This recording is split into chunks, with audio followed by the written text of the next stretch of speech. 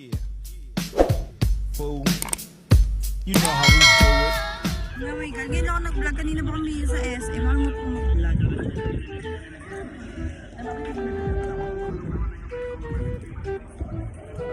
Ganda pala dito guys. Ayan, ang ganda. Taas kami ng SM. Gina. Ay, mga kasama ko, mga girl lalo. Girl na may bakla.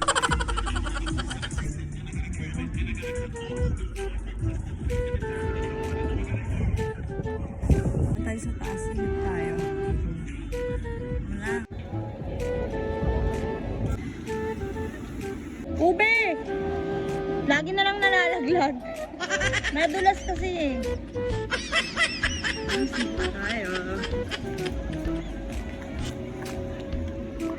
Taas, hindi ka pwede dito. Ako, 0.5 na yung anak ko. Isang picture sa kanyang titang senyorita. Kuya, nga. Para mas maganda, no?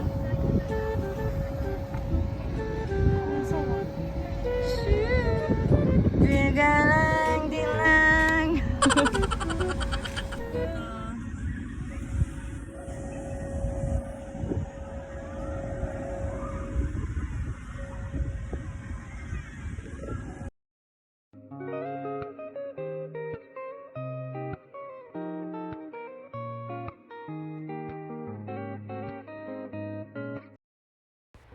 Tamang pasok muna kami sa loob kasi SB na yung kapatid kong maldita. Kanina pa nga pala kami dito. Ngayon lang ako nakaisip na mag-vlog.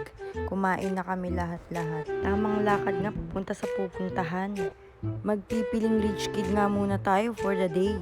Tamang aya nga tong kapatid ko kasi nga hindi na rin kami nagkikita dahil nga may trabaho na siya. Dahil day off niya, ililibre niya daw ako.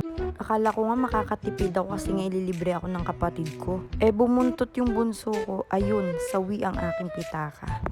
Ayun, tamang pili nga yung kapatid ko kung anong flavor yung gusto namin i-order. Ayoko nga sana ng may kape kasi nga hindi na naman ako makakatulog nito. Kapag nainom kasi ako ng kape, hindi talaga ako makatulog sa gabi.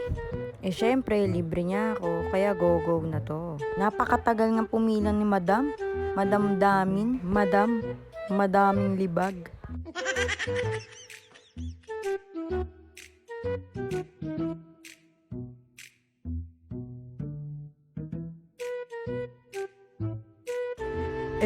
Tamang sip-sip lang. Papikit-pikit pa si Inday. At buti na lang konti ang tao kaya nakaupo na agad kami dyan. Papiling-piling lang tayo sa Gedli.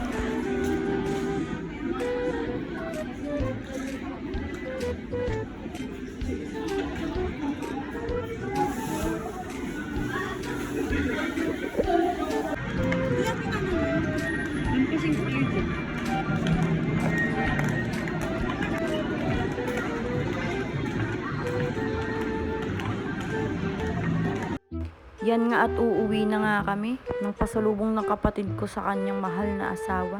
Kaya hanggang dito na lang guys. Bye bye!